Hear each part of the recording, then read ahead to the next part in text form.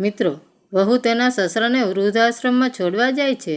ત્યાં તો તેની માતાને જોઈને તે ચોંકી જાય. પરંતુ બન્યું એવું કે તો સાંભળો મિત્રો, વૃદ્ધાશ્રમની એક સત્ય વાર્તા. કૈલાસ બાબુ ઉત્તર પ્રદેશના લખનૌના એક શ્રીમંત પરિવારમાંથી આવ્યા હતા. જ્યાં સુધી તેમની પત્ની સુધા દેવી તેમની સાથે હતી ત્યાં સુધી તેમનું જીવન ખુશહાલ હતું. તે તેમના જીવનનો પાયો હતી. દરેક મુશ્કેલીમાં હસતો ચહેરો. જોકે થોડા વર્ષો પહેલાં સુધા દેવીનું બીમારીને કારણે અવસાન થયું. ત્યારથી કૈલાસ બાબુનું ઘર એક ઉજ્જડ આંગણા જેવું ઉજ્જડ બની ગયું. કૈલાસ બાબુએ ક્યારેય ફરિયાદ કરી નહીં. તેમને વિશ્વાસ હતો કે તેમનો દીકરો રોહન અને રેખા વહુ તેમને ક્યારેય છોડશે નહીં. તેઓ જાણતા હતા કે તેમણે પોતાની યુવાની તેમના દીકરાને શિક્ષિત કરવામાં અને મહાન માણસ બનાવવામાં, સપનાને પૂર્ણ કરવામાં સમર્પિત કરી દીધા હતા. પરંતુ સમય જતાં તેમના દીકરો અને વહુની પ્રાથમિકતાઓ બદલાઈ ગઈ. ઘરમાં ટોણા અને ઝઘડા વધવા લાગ્યા. રેખા કહેતી, કૈલાસ બાબુ આખો દિવસ આમ તેમ બેઠો રહે છે, કંઈ કરતો નથી, ફક્ત ખર્ચા વધારતો રહે છે. રોહન ગુસ્સામાં કહેતો, તું ધ્યાનથી કેમ કામ નથી કરતો? ત્યારે પણ હું તને જોઉં છું ત્યારે તું બેસીને મને દુઃખ પહોંચાડે છે. આ શબ્દો વારંવાર કૈલાસ બાબુનું હૃદય તોડી નાખતા. છતાં તેઓ ધીરજ રાખતા રહ્યા, એમ વિચારીને કે આવતીકાલ વધુ સારી હશે. પણ એ કાલ ક્યારેય ન આવી. એક સવારે તેમની વહુએ દીકરા વચ્ચે જોરદાર દલીલ થઈ રહી હતી. કૈલાસ બાપુ શાંતિથી તેમના રૂમમાં ગયા. તેમણે એક જૂની થેલી કાઢી અને તેમાં 2-3 જોડી કપડાં મૂક્યા. તેમણે સુધા દેવીનો ફોટો ઉપાડ્યો. તેમની આંખો આંસુઓથી ભરાઈ ગઈ અને તેમણે ધીમેકથી કહ્યું, સુધા, તું મને ઘણા સમય પહેલાં છોડી ગઈ હતી, પણ આજે તારો દીકરો પણ મને છોડવા માગે છે. તેણે પોતાને શાંત કર્યા. આંખો લૂછી અને તેના જૂના મિત્ર રાધેશ્યામને ફોન કર્યો, જે પહેલેથી જ વૃદ્ધાશ્રમમાં રહેતો હતો. તેનો અવાજ રૂંધાઈ ગયો. રાધેશ્યામ, હું પણ ત્યાં આવવા માગું છું. હું રોજનું અપમાન સહન કરી શકતો નથી. તે દિવસે કૈલાસ બાપુએ નક્કી કર્યું કે આ ઘર હવે તેમનું નથી. તેઓ પોતાની બેગ અને સુધા દેવીનો ફોટો સાથે ઘર છોડીને વૃદ્ધાશ્રમમાં તરફ ગયા. શેરીના વળાંક પર તે પોતાના ઘર તરફ એક છેલ્લી નજર નાખવા પાછા ફર્યા. પણ તેના દીકરાએ કે વહુએ તેને રોક્યા નહીં. બંને પોતાના રૂમમાં ચા અને નાસ્તાનો આનંદ માણી રહ્યા હતા. કૈલાસ બાબુ ધીમે ધીમે વૃદ્ધાશ્રમ પાસે પહોંચ્યા. દરવાજાની બહાર ઊભેલા એક કર્મચારીએ તેમનું સ્વાગત કર્યું અને આદરપૂર્વક તેમને અંદર લઈ ગયા. કૈલાસ બાબુ એક ક્ષણ માટે થોભ્યા. અંદરના દ્રશ્યની પ્રશંસા કરી. કેટલાક વૃદ્ધ લોકો બગીચામાં લટાર મારી રહ્યા હતા, કેટલાક શાંતિથી અખબારો વાંચી રહ્યા હતા અને કેટલાક એકબીજા સાથે હસતા અને મજાક કરી રહ્યા હતા. આનંદથી તેને આશ્ચર્ય થયું, કારણ કે તેને હંમેશા ઘરમાં તિરસ્કાર જ અને અશાંતિનો સામનો કરવો પડ્યો હતો. અહીં લોકો પોતાના પ્રિયજનોથી દૂર હોવા છતાં પરિવારનો આરામ શોધતા હતા. ધીમે ધીમે કૈલાસ બાબુની દિનચર્યા બદલાઈ ગઈ. સવારે બધા સાથે યોગ અને પ્રાણાયામ અને બપોરે સહિયારું ભોજન કરે. દરેક ડંખ સાથે અપમાન હતું. જ્યારે આશ્રમના દરેક ડંખ સહિયારા આનંદમાં ટુકડા જેવો લાગતો હતો. પણ રાત્રે જ્યારે બધા પોતપોતાના રૂમમાં જતા ત્યારે એકલતા ફરી એકવાર તેમના પર છવાઈ જતી. તે પોતાની પત્ની સુધા દેવીનો ફોટો કાઢતો અને ધીમે ધીમે બોલવાનું શરૂ કરતો, જુઓ સુધા, અહીં બધા સાથે છે, બધા અમારી સાથે પરિવારની જેમ વર્તે છે, પણ તારી ગેરહાજરી હજુ પણ અધૂરી છે.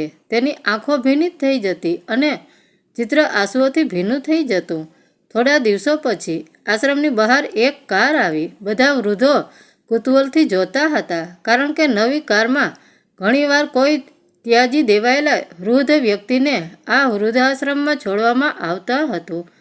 પહેલાં એક યુવાન કારમાંથી બહાર નીકળ્યો અને પછી એક વૃદ્ધ મહિલા, જેના માથા પર પલ્લું ઢકાયેલું હતું, તે ટેકો લઈને બહાર નીકળી.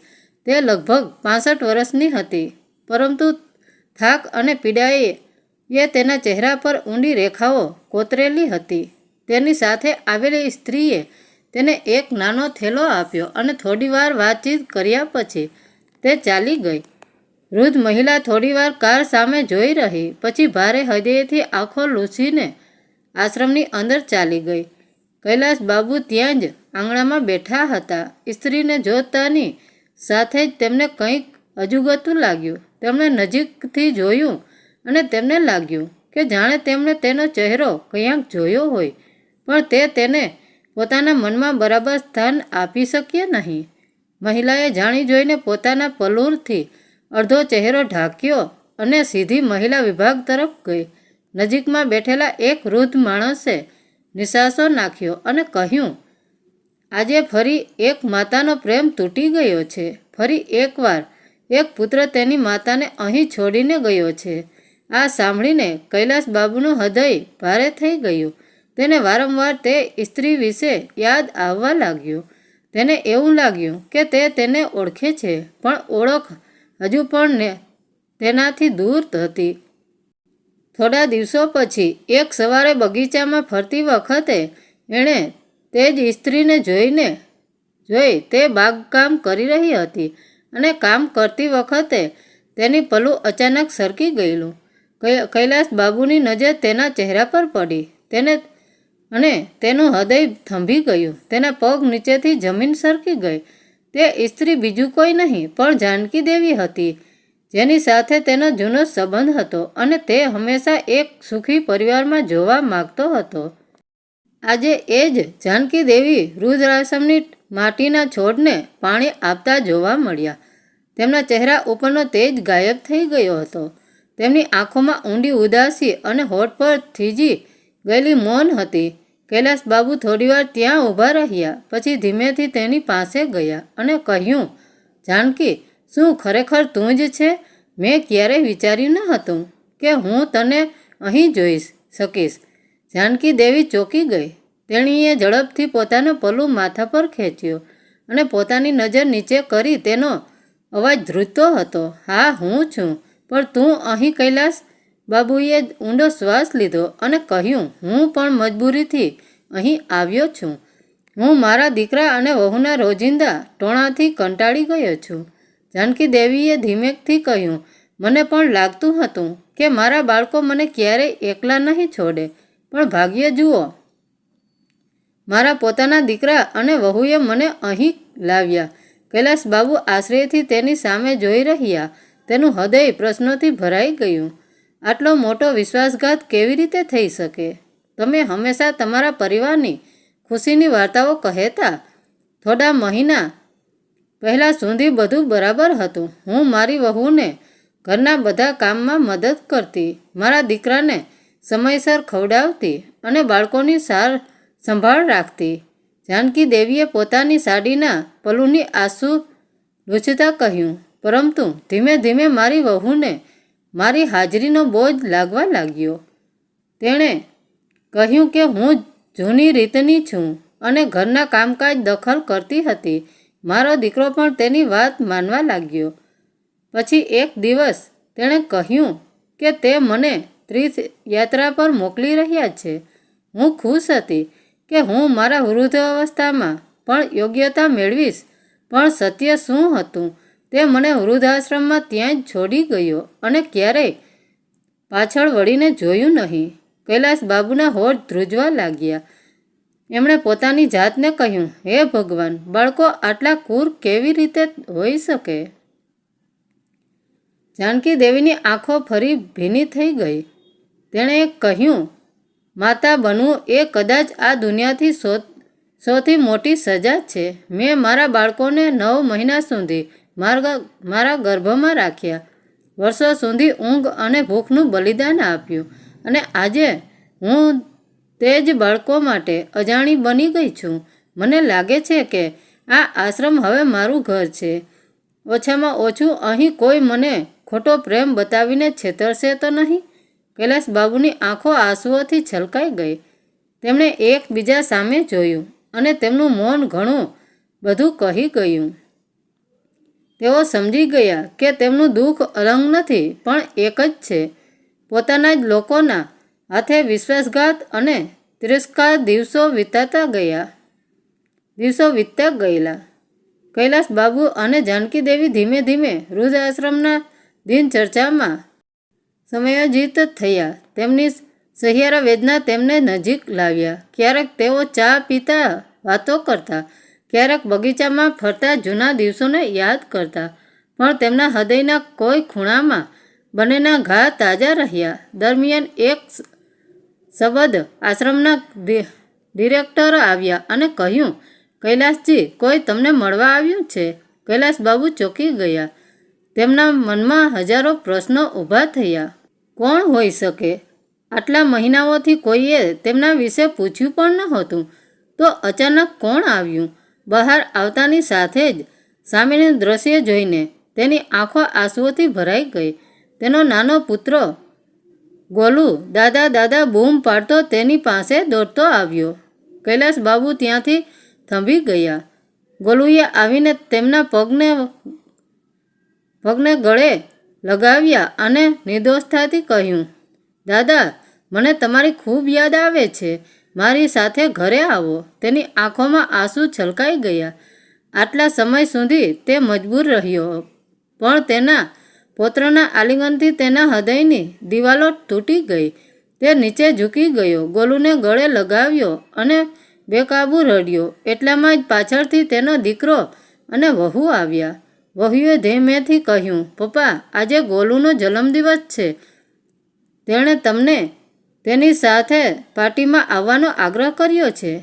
અમે ઈચ્છીએ છીએ કે તમે આવો અને અમને આશીર્વાદ આપો. કૈલાસ બાબુએ આશ્ચર્યથી તેની સામે જોયું અને કડવાશથી કહ્યું, વાહ, આટલા મહિનાઓ સુધી કોઈએ મારી ચિંતા કરી નહીં. કોઈએ મારા સ્વાર્થ વિશે પૂછ્યું નહીં. કોઈએ ફોન કર્યો નહીં. એકવાર પણ જાણવાનો પ્રયાસ કર્યો નહીં કે હું જીવિત છું કે મરી ગયો છું. અને આજે અચાનક તમને મારી યાદ આવી ગઈ. કેમ? કારણ કે તમને તમારી ઇજ્જત બચાવવી પડશે. સગાઓ પૂછશે કે પિતા ક્યાં છે, તેથી તમે મને પાર્ટીમાં લઈ જવા આવ્યા છો, તાકી કોઈને જવાબ ન દેવો પડે. તેના દીકરાએ માથું નમાવ્યું. તેણે કહ્યું, પપ્પા, આપણે ભૂલ કરી, પણ ગોલીની ખુશી માટે કૃપા કરીને આજે ઘરે આવો. તેણે તેમને તેના જન્મદિવસની પાર્ટીમાં આમંત્રણ આપ્યું છે, અને જો તમે નહીં આવો તો તેનું દિલ તૂટી જશે. કૈલાસ બાબુનું હૃદય બે ભાગમાં ફાટી ગયું. એક તરફ તેનો ગુસ્સો હતો, તો બીજી તરફ તેમના પુત્રનો નિર્દોષ આગ્રહ. ગોલુએ પછી કહ્યું, ચાલો દાદુ, જો તમે આવશો તો મને ખૂબ આનંદ થશે. કૈલાસ બાબુએ ગોલુનો માસૂમ ચહેરો જોયો અને તેમનું હૃદય પીગળી ગયું. તેમણે નિશાસો નાખ્યો અને કહ્યું, ઠીક છે, હું આવીશ, પણ સાંભળો, હું ફક્ત ગોલુની ખુશી માટે જ જાઉં છું. જન્મદિવસની પાર્ટી પૂરી થતાં જ હું આ આશ્રમમાં પાછો આવતો રહીશ. હવે આ મારું ઘર છે. વહુ અને દીકરો માથું નમાવીને ચૂપચાપ ઊભા રહ્યા. કૈલાસ બાબુ ગોલુનો હાથ પકડીને તેની સાથે બહાર નીકળી ગયા. તે સાંજે જ્યારે તેઓ ઘરે પહોંચ્યા ત્યારે બધે રોશની, મહેમાનો અને સજાવટ હતી. ગોલુના હાસ્ય અને સગા સંબંધીઓના વાતાવરણ વચ્ચે કૈલાસ બાબુ પોતાને શાંત રાખતા રહ્યા અને હસતા રહ્યા. પણ અંદરથી તેમનું હૃદય કહી રહ્યું હતું, અહીં બધા ખુશ છે, પણ મારા જીવનમાં પાના આંસુઓથી ભરેલા છે. ગોલુનો જન્મદિવસ ખૂબ જ ધામધૂમથી ઉજવવામાં આવ્યો, પણ કૈલાસ બાબુને જોઈને સગા સંબંધીઓએ પૂછ્યું, અરે, તમે આટલા દિવસો ક્યાં હતા? તમારા વિના ઘર ઉજળ લાગતું હતું. કૈલાસ બાબુ હસ્યા, પણ કંઈ તેમનું હૃદય કડવું હતું. તેમણે કંઈ કહ્યું નહીં, ફક્ત ગોલુના માથા પર હાથ મૂકીને તેને આશીર્વાદ આપ્યા. પાર્ટી પૂરી થયા પછી મોડી રાત થઈ ગઈ હતી. બધા સૂઈ ગયા, પણ કૈલાસ બાબુનું મન ઉથલ પથલ ભર્યું હતું. પોતાના રૂમમાં બેસીને પોતાની પત્ની સુધાના ફોટા તરફ જોઈને એમણે બબડાટ કર્યો, સુધા, આજે તારો પોત્રો મને રોકી રહ્યો છે, પણ તારા દીકરા અને વહુના દુષ્કૃત્યો હું ભૂલી શકતો નથી. સવાર પડતા જ દીકરો અને વહુ તૈયાર થઈ ગયા. વહુએ કહ્યું, પપ્પા, ચાલો તમને વૃદ્ધાશ્રમમાં પાછા મૂકી જઈએ. તેના ચહેરા પર એક વિચિત્ર સંતોષની લાગણી હતી. જાણે તેને રાહત થઈ રહી હોય કે ઘરનો બોજ ફરી એકવાર હળવો થશે. કૈલાસ બાબુ બધું સમજી ગયા. એક પણ શબ્દ બોલ્યા વિના તેમણે ઝડપથી સ્નાન કર્યું, કપડાં પહેર્યા અને ગાડીમાં બેસી ગયા. ગોલુએ નિર્દોષ આંખોથી જોયું અને વારંવાર પૂછ્યું, દાદા, તમે ફરીથી કેમ જઈ રહ્યા છો? કૈલાસ બાબુએ ફક્ત એટલું જ કહ્યું, દીકરા, ક્યારેય સત્ય ખૂબ કડવું હોય છે, પણ યાદ રાખ, હું તને હંમેશા પ્રેમ કરીશ. જ્યારે ગાડી વૃદ્ધાશ્રમ પહોંચી ત્યારે દીકરો પણ તેમની સાથે અંદર ગયો. કૈલાસ બાબુ ગાડીમાંથી બહાર નીકળ્યા, દીકરા તરફ એક નજર નાખી અને કહ્યું, યાદ રાખ રોહન, તું મને અહીં છોડી ગયો હતો, પણ આજે હું મારી મરજીથી અહીં રહું છું. હવે આ મારું ઘર છે. આટલું કહી તે અંદર ગયો, પણ પછી આશ્રમમાંથી એક સ્ત્રી બહાર આવી. તે જાનકી દેવી હતી. કૈલાસ બાબુએ વહુ રેખાએ તેમને જોયા કે તરત જ તેમના પગ નીચેથી જમીન સરકી ગઈ. તે દોડીને પોતાની માતાના પગ પર પડી રડતા રડતા બોલી, માં, તમે અહીં છો? તમે મને કેમ ન કહ્યું? મને લાગ્યું કે તમે તીર્થયાત્રા પર છો. ભાભીએ એવું જ કહ્યું, મને ખબર નહોતી. જાનકી દેવીની આંખોમાં આંસુ આવી ગયા. દીકરીને દૂર ધકેલીને તેણે કહ્યું, રેખા, હું તારી માતા છું, પણ હું તારા પતિની સાસુ પણ છું. જે દિવસે તે તારા સસરાને અપમાનિત કરીને વૃદ્ધ આશ્રમમાં છોડી ગઈ, તે દિવસે મને ખબર હતી કે તું તારા સસરા સાથે પણ એવું જ કરે છે જેવું મારા દીકરાઓએ મારી સાથે કર્યું હતું. હવે મને તારી માતા બનવામાં શરમ આવે છે. રેખા રડી પડી. તેણે પોતાના સસરાના પગ પર માથું મૂકીને કહ્યું, પપ્પા, કૃપા કરીને મને માફ કરો. મેં ખૂબ મોટી ભૂલ કરી છે. મેં ક્યારેય કલ્પના પણ નહોતી કરી કે જેણે તમને જન્મ આપ્યો, ઉછેર્યો અને ઉછેર્યા તે આ પરિસ્થિતિમાં મળશે. મને આ સમજાયું છે. હું બદલાઈ જઈશ. રોહન પણ રડવા લાગ્યો અને હાથ જોડીને બોલ્યો, પપ્પા, માતા, કૃપા કરીને અમને માફ કરો. અમને તમારી સાથે ઘરે લઈ જાઓ. અમે અમારી ભૂલ સુધારીશું. કૈલાસ બાબુ અને જાનકી દેવીએ એકબીજા સામે જોયું અને પછી ધીમા અવાજે કહ્યું, ના દીકરા, હવે ઘણું મોડું થઈ ગયું છે. વ્યક્તિઓ એકવાર વિશ્વાસઘાત સહન કરી શકે છે, પરંતુ વારંવાર નહીં. આ આશ્રમ હવે અમારું ઘર છે. અહીં આપણને સાંત્વના મળે છે. અહીં આપણે આપણું જીવન વિતાવીશું, એમાં જ શાંતિ છે. હવે આપણું જીવન આ રીતે પસાર થશે. રેખા અને રોહન રડતા રડતા પણ કૈલાસ બાબુ અને જાનકી દેવી પોતાના રૂમમાં ગયા. તેમની આંખોમાંથી આંસુ વહી રહ્યા હતા, પણ તેમના ચહેરા પર રાહતની લાગણી પણ હતી કે તેમણે પોતાનું ગૌરવ બચાવ્યું છે. મિત્રો, આ વાર્તામાંથી આપને જાણવા મળ્યું છે કે આ વાર્તા ફક્ત કૈલાસ બાબુ અને જાનકી દેવીની જ નથી, પરંતુ દરેક માતા પિતાની છે, જે પોતાના બાળકો માટે પોતાનું આખું જીવન બલિદાન આપે છે અને બદલામાં તિરસ્કાર અને એકલતાનો ભોગ બને છે. યાદ રાખો, માતા પિતા ક્યારેય બોજ નથી હોતા. તેમનું અપમાન કરતા પહેલાં વિચાર કરો કે આવતીકાલે આપણે પણ એ જ પરિસ્થિતિમાંથી પસાર થઈશું. શું માતા પિતાને વૃદ્ધ અવસ્થામાં બોજ ગણીને અનાથ આશ્રમની 4 દિવાલોમાં છોડી દેવા ખરેખર યોગ્ય છે? શું બાળકોની ફરજો તેમના પોતાના સુખ સુધી મર્યાદા હોવી જોઈએ કે પછી તેમના વડીલોની સેવા અને આદર કરવો એટલો જ મહત્વ છે? મિત્રો, વિચારવા જેવી વાત છે. મિત્રો, વાર્તા કેવી લાગી તો એ કોમેન્ટ કરીને જરૂર જણાવજો. ધન્યવાદ મિત્રો.